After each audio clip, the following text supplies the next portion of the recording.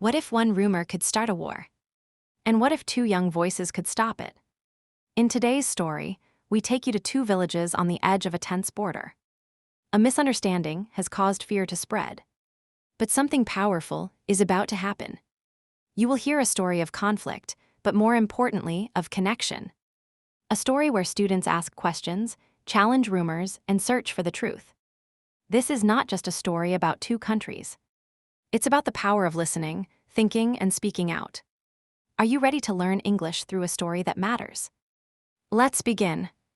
Can one small village change the fate of two nations? Can ordinary people stop a conflict before it begins? This is the story of how peace was almost lost and how hope found a way. The sun was rising slowly over the quiet fields of Punjab. The golden light touched the tops of the trees and warmed the rooftops of the small homes. In this border village, people were starting their day as they always did. Children were running through the narrow streets, laughing and chasing each other. Mothers were sweeping the front steps of their houses. Fathers were preparing to go to work in the fields. This village was special. It sat right near the border between India and Pakistan. Families here had lived for generations, watching history unfold just a few kilometers away. Despite the history of tension between the two countries, life in this village was peaceful. The villagers knew each other well. They helped one another in times of need. But one morning, something felt different. There was a strange silence in the air. The birds did not sing as loudly as usual. People gathered near the tea shop, whispering. They had heard something on the radio. Something that made their hearts beat faster. "There is trouble at the border," someone said. "Soldiers are moving closer," another added. Faces became serious. The local shopkeeper turned up the volume on his small radio. A news voice spoke clearly and slowly. "There has been an incident near the border. More details will follow." People looked at each other with worry. What incident? What happened? Nobody knew. Children stopped playing. They sensed something was wrong. Their mothers called them inside. The men of the village met under the big banyan tree. They were not politicians or soldiers. They were farmers, teachers, and drivers. But today, they felt responsible. They had to protect their families. They had to understand what was going on.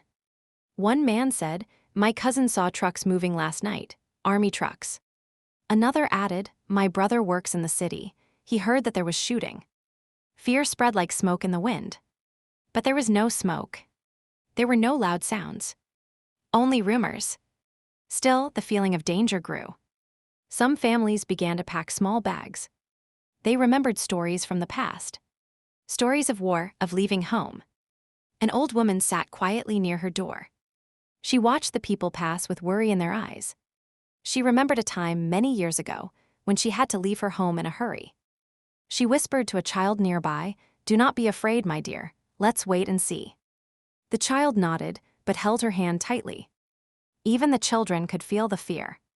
At the small school in the village, the teacher tried to continue the lesson.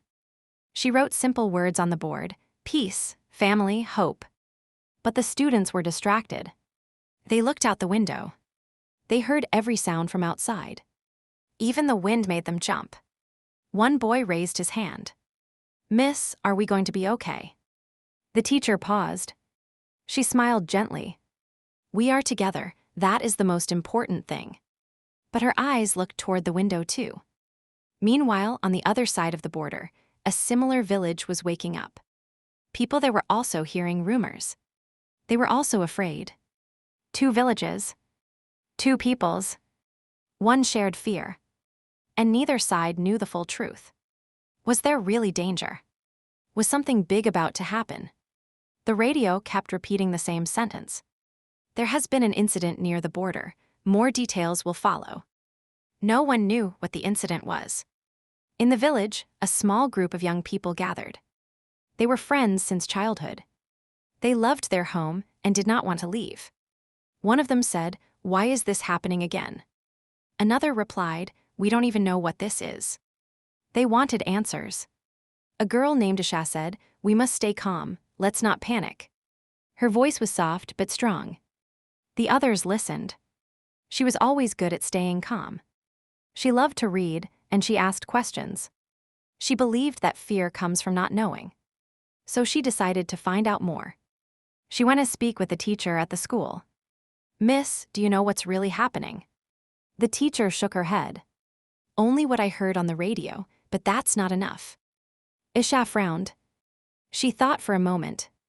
Then she said, "Maybe we can try to learn more. Maybe we can find the truth." The teacher looked at her with hope. "That's a good idea, Isha. Use your mind, not fear." Outside, more people were gathering. Everyone wanted to know what was happening. Men stood in small circles. Women whispered in kitchens. Children peeked through curtains. A few brave boys went toward the edge of the village. They wanted to see if soldiers were really near. They saw some movement far away. Yes, there were trucks. Yes, there were uniforms. But they could not hear gunshots. They ran back and told the others. "We saw trucks but no shooting." Some people felt better. Others were still afraid. Why are the trucks there at all? What do they want? Questions filled the air. No one had answers. But still, there was no fighting. The old woman spoke again.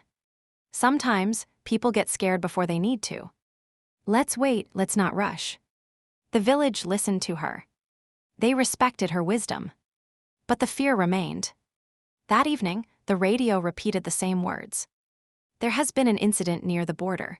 More details will follow." Still no details. Children could not sleep. Dogs barked at nothing. The night felt longer than usual. In one house, a boy looked at a map with his father. "Papa, where exactly is the border?" The father pointed with his finger. "Here, just a few kilometers away." The boy stared. "That's so close." The father nodded. "Yes, very close, but distance does not always bring danger." He tried to sound confident. But his eyes were tired. He did not know what to expect. No one did. And so, the village waited. Waited for news. Waited for truth.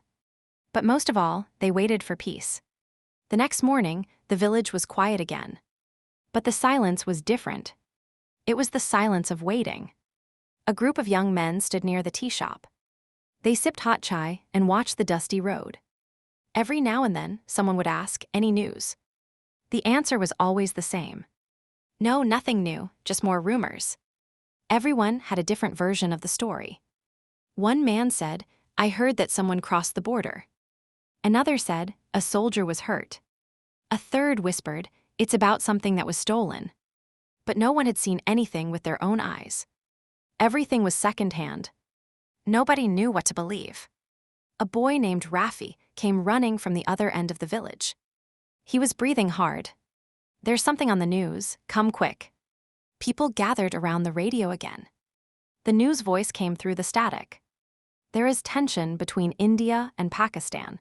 Officials say there may have been a security breach." Security breach. That was a new phrase for many. They didn't understand what it meant. The teacher explained, "It means someone crossed the line, maybe without permission." The crowd began to murmur. "Who crossed? Why is this true?" Then came the part that made everyone freeze. Sources say an important document may have been taken across the border. A document? What kind of document? Why would that cause so much tension? Nobody knew the details. And the news said, more information will come later. But people didn't wait. They started creating their own stories. Each version more dramatic than the last. It must be a top-secret plan. Maybe it has military codes. What if someone sold the information? In just an hour, fear turned into anger. People stopped asking questions. They started making assumptions. They did this on purpose. They always want to cause problems. We can't trust them. But who was they? No one had proof. Still, the emotions were strong.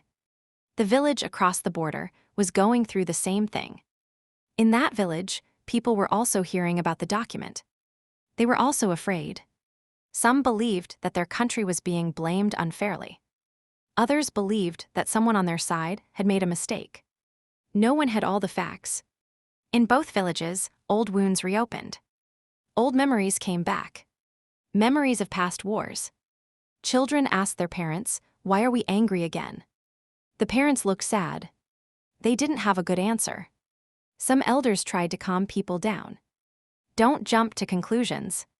We don't know the truth yet." But their voices were soft. The loudest voices were the angry ones. They spoke of danger, of betrayal, of war. The fear grew stronger. One man said, "We should be ready, we may have to leave soon." Another replied, "No, we should stay and fight." Arguments began. The teacher stepped in. "Please, we must stay calm. Spreading false stories won't help." But it was hard to stop. The story of the document had already taken hold. It was no longer just news. It was a symbol. A reason to mistrust. A reason to prepare for the worst. In the small school, Asha sat quietly. She stared at her notebook. On the page she had written, truth, fear, questions. She didn't understand why something so unclear could cause so much panic. So she began to ask around. She spoke to her father. "Papa, do you think this document really exists?" He shook his head slowly. "I don't know, but people believe it. That's enough to create fear." She spoke to the village elder. "Do you think we should leave?" He answered, "Not yet, but we should be ready for anything." She didn't like that answer. It felt like giving up. She wanted to do more. Then she had an idea. She would speak to someone across the border. Someone she had met online months ago. His name was Samir. He was her age. He lived in the village just across the line. They had talked before during a school exchange project. They shared the same love for books. They had talked about dreams, about the future. She hoped he still used the same chat app. She sent a message, "Are you there?" A few minutes later a reply came, "Yes, I heard what happened. Are you okay?" She smiled. She wrote back, "We're fine, but everyone is scared. Do you know what really happened?" He responded, "No, it's all rumors here too. Some say we did something wrong, others say it's your side." She typed, "It's confusing. No one knows the truth." He wrote, "Exactly. Maybe we can find it together." Isha felt a small light of hope. If they could talk calmly, maybe others could too. Maybe the fear was not too big to fight. She decided to tell her teacher. "Miss, I spoke to someone from the other village. He doesn't know what happened either." The teacher's eyes widened. "That's very brave, Isha, and important." She paused. "Maybe you two can help. Maybe if we understand each other, we can stop the fear." Isha nodded. She felt like she had a mission now. She would speak more with Samir. She would ask him to help collect real stories. Not rumors, not anger, just facts. In a time of confusion, truth was the most powerful thing. And Isha wanted to find it. Even if others were afraid. Even if some people didn't want to listen. She believed that one voice could make a difference. And she was ready to try. Samir couldn't sleep that night. He kept checking his phone.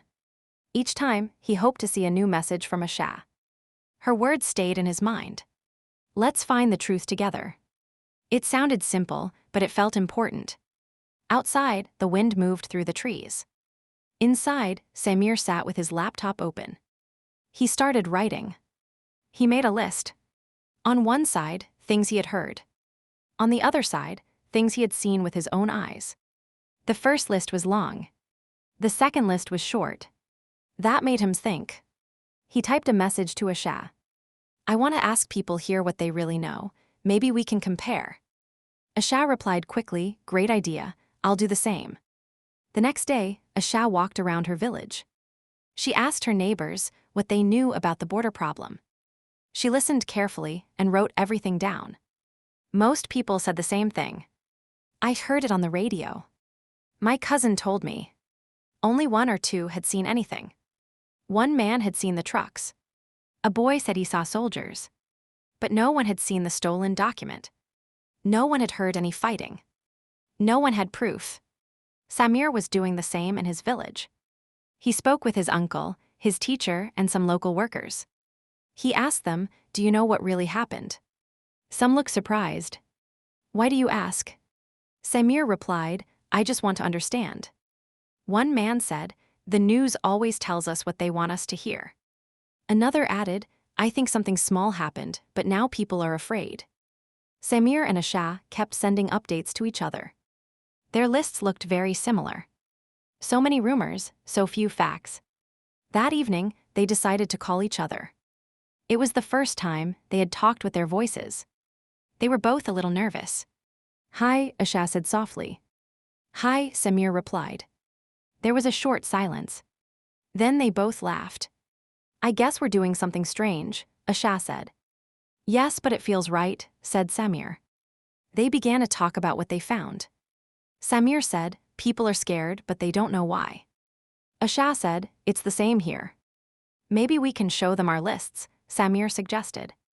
Maybe if they see how much is just rumor, they will calm down. Asha liked that idea. She said, let's make a small report, something simple with our notes. Good, said Samir, and maybe we can share it online. They spent the next 2 days working. They collected quotes from people. They added questions like, did you see it yourself? They made 2 columns. 1, what we heard. 2, what we saw. Under each rumor, they added a question mark. Under each fact, they wrote where it came from. Their report was clear and easy to read. They called it, What We Know, What We Don't. Asha shared it with her teacher. The teacher smiled. This is excellent. You are doing the work real reporters should do. Samir showed it to his school principal. The principal nodded. This is honest. Maybe it will help people think before they react. With the help of their schools, the report was shared online. It spread faster than they expected. Students from other areas began to read it. Some even made their own versions. Soon, people from both villages were talking about it. Parents asked their children to show them the report. Shopkeepers read it during breaks. Even some local radio stations mentioned it. A report by 2 young students is helping calm fears on both sides of the border. It was a small step, but it mattered. Asha and Samir kept talking. They decided to invite others to join their effort. They created a group chat. Students from nearby villages joined in. Some were from India. Some were from Pakistan. They shared photos, messages, and news stories. They helped each other check facts. They asked, is this real, before sharing anything. This group became their peace circle. A space for calm thinking and honest questions. Each day, the circle grew. More people wanted to know the truth. More people wanted to stop the fear. Asha told her friends, this isn't just about news, it's about how we think. Samir said to his classmates, we can't control what happens, but we can control how we react. One night, Asha's father looked at her and said, you are doing something powerful. I'm proud of you. Samir's mother said, you are teaching us how to listen again. They both smiled. They knew the conflict was not over. But they had found something important. Not a weapon. Not a secret. But a conversation. And conversations can stop wars before they start. They were just students. But their voices were louder than fear. And for the first time in many days, both villages slept peacefully. The night was quiet again. But this time, it was the quiet of understanding. Not of fear. The next morning, the sky was clear. The air felt fresh. And something new was spreading, hope. The 2 villages were still cautious. But they were also curious. People began asking questions, not making statements. Did you read that student report? One man asked. Yes, another replied. It made me think. They didn't argue, they discussed. At the school, the teacher held up a printed copy of the report. This was made by our own Asha, she said proudly. The class clapped and Asha smiled, a little shy but happy. In Samir's village, the principal shared the report with other schools. He encouraged students to ask questions, check facts, and talk. Fear ends when understanding begins, he told them. That afternoon, Samir and Asha had another call. They had an idea. What if we speak directly to leaders? Asha asked. Like a letter, Samir replied. They both nodded. It had to be respectful. It had to be clear. But it had to be honest. So they began to write. They called it, A Message from the Youth. They wanted it to be a voice of peace. They started with a question. Do you know what we, the children, feel during this time? Then they shared their feelings. We feel fear, but we also feel hope. We want safety, but we also want truth. We are young, but we can see what is happening. They wrote about the confusion in the villages. They wrote about the rumors. And they wrote about how they had worked together. Samir added, we are not enemies, we are neighbors. Asha wrote, we believe that peace is stronger than fear. They ended with a request. Please speak with each other, please help us stay calm. Please choose peace. They showed the letter to their teachers. Both teachers were moved. You have written what many adults cannot say, Asha's teacher whispered. The principal in Samir's school agreed to help. He sent the letter to a local journalist.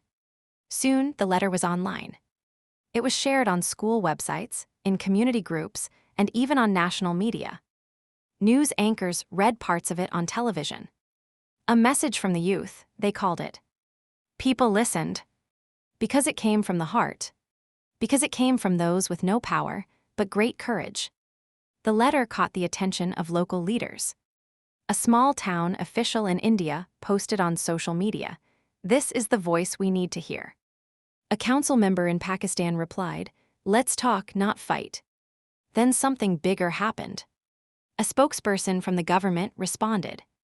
He said, "We appreciate the voice of our young citizens." Across the border, a similar response came. "We are open to dialogue, we believe in peace."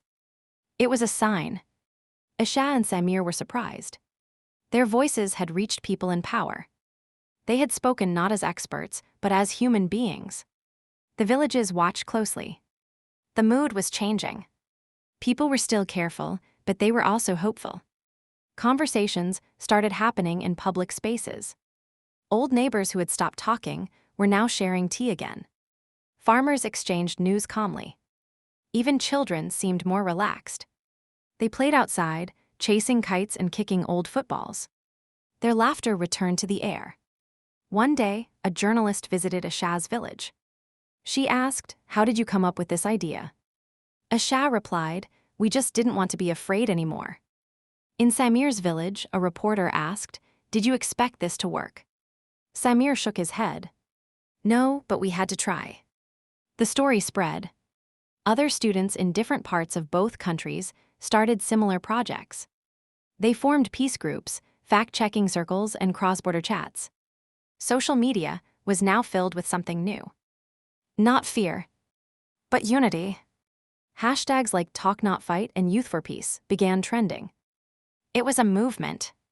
And it started with 2 students and a question, what is really true?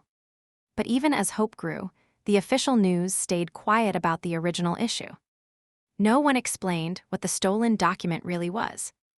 No one gave full details. Some believed it was never real. Others thought it was a simple mistake. But by now, it didn't matter as much. What mattered was that people had chosen to listen instead of fear. To ask instead of accuse. To reach out instead of shut down. And that choice was powerful. In both villages, life began to feel normal again. Children returned to school, full of questions and curiosity. Asha stood in front of her class and shared her story. Samir gave a talk at his school's morning assembly. They told others, if you feel afraid, speak. If you feel confused, ask. Their voices were clear.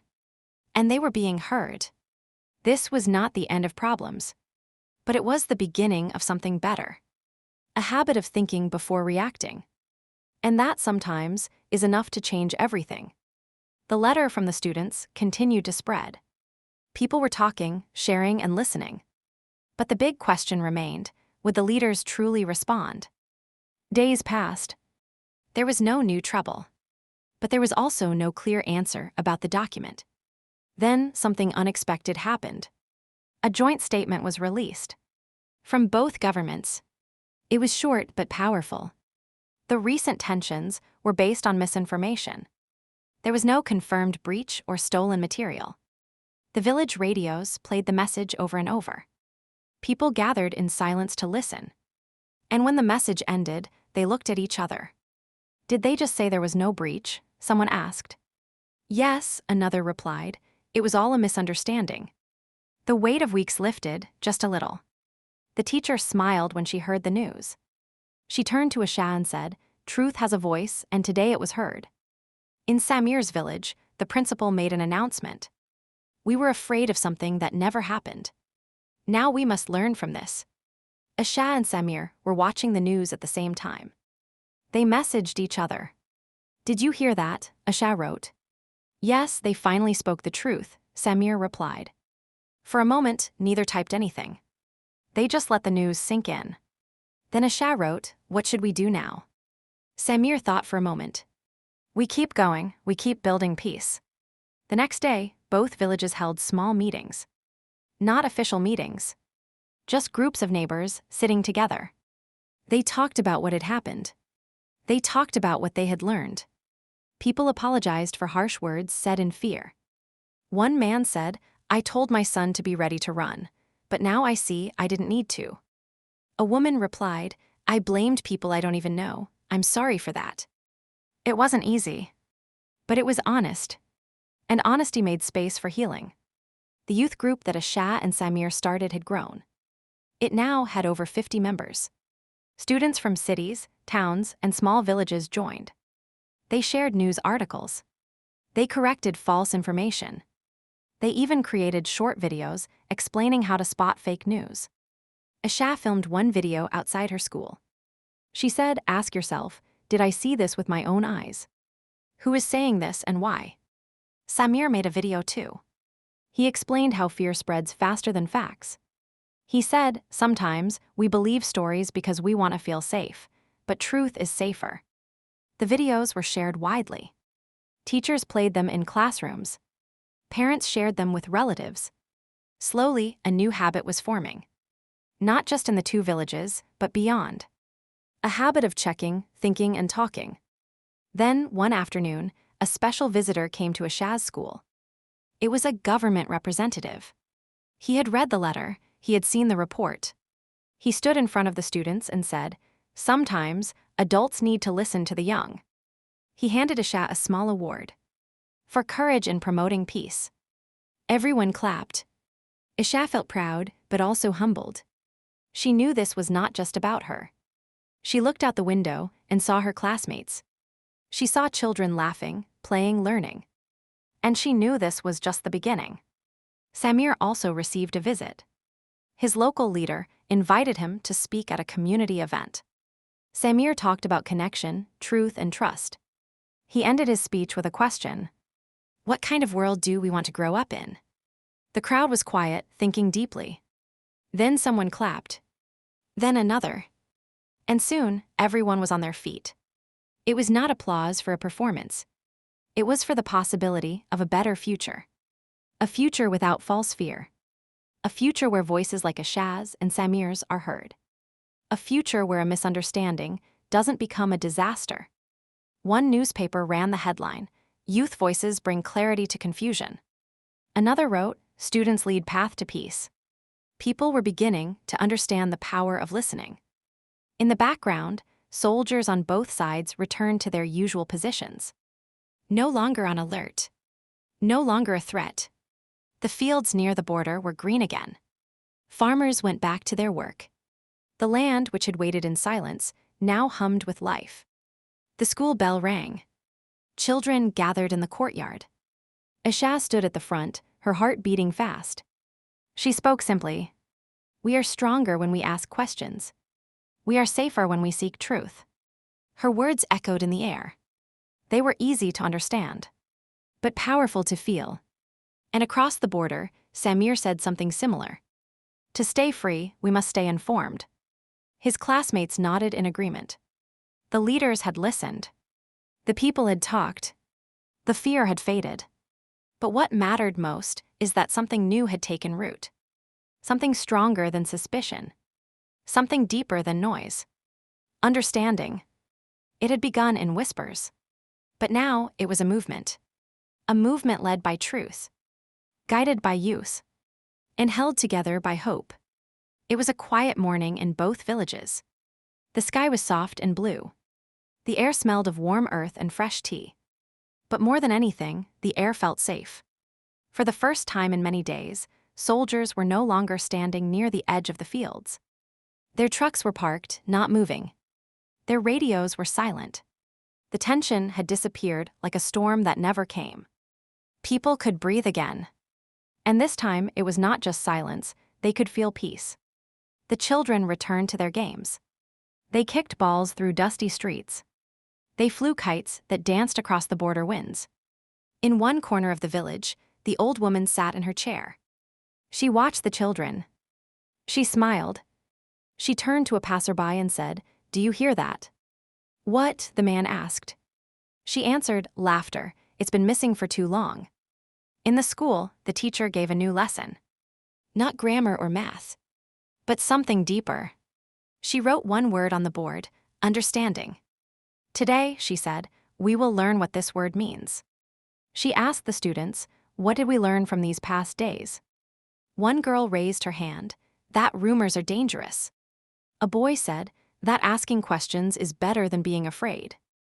Aisha listened. She didn't speak at first. But when the teacher asked her directly, she stood up. She said, "We learned that peace is not just the absence of war. Peace means talking. Peace means listening. Peace means working together." Her classmates clapped. Not because it was a performance, but because it was true. Across the border, Samir was also back in class. His teacher handed out writing assignments. "Describe something that changed you," the paper said. Samir began to write. He wrote about fear. He wrote about facts. He wrote about friendship. He wrote about a girl named Aisha. And how two young voices became something stronger. Later that day, he walked to the edge of the village. He looked across the border. There was no wall. Just open land. And somewhere out there, Aisha was walking too. In his heart, he felt something different. Not just hope, but connection. In both villages, people were moving forward. Shops reopened. Weddings were planned. Letters were written. A farmer fixed his broken gate. A girl practiced her song for a school event. A grandmother told stories from her childhood, without fear in her voice. Even the radio changed. Instead of warnings and updates, it played music. Old songs that spoke of love and courage. One station invited listeners to send in their own stories of peace. Messages came from every direction. From the mountains, the deserts, the cities, and the fields. And many messages came from students. From those who had seen how quickly fear can grow. And how bravely truth can fight back. Aisha and Samir were invited to speak on one of these programs. Not in person, but through a shared recording. Samir spoke first. "I used to think I couldn't change anything. Now I know even small voices matter." Aisha followed. "Peace is not something we wait for. Peace is something we build, every day with every word." The hosts thanked them. And then they played a song chosen by Aisha and Samir together. It was simple and full of feeling. It spoke of two rivers meeting in the same sea. Of two hearts beating with the same rhythm. Of a border made only of lines, not of walls. The listeners sat quietly. Some cried. Some smiled. And everyone understood. This was not just a story. It was a lesson. A lesson about fear, about truth, and about choice. Because in the end, every conflict has a beginning. But peace has no end, only the next step. And in these two villages, peace had taken its first strong step. Not with weapons, but with questions. Not with silence, but with voices. Not with power, but with people. The old woman closed her eyes. The teacher looked out the window. The children laughed in the sun. And the world, for a moment, felt a little closer. A little softer. And full of promise. Because peace was not a dream. Peace was here. And it had come through story. What did you learn from this story? Did you hear new words, feel something new? Remember, peace begins with understanding. And understanding begins with questions. Aisha and Samir were not leaders. They were just students. But they asked questions. They told the truth. And they helped bring calm when fear was loud. This is the power of language. And this is why you're here, learning English through stories that matter. If you enjoyed this video, don't forget to like, share, and subscribe to Lang Fac. Leave a comment. What was your favorite part of the story? What would you do in Asha or Samir's place? Thanks for watching. And remember, every word you learn is a step toward connection. See you in the next story.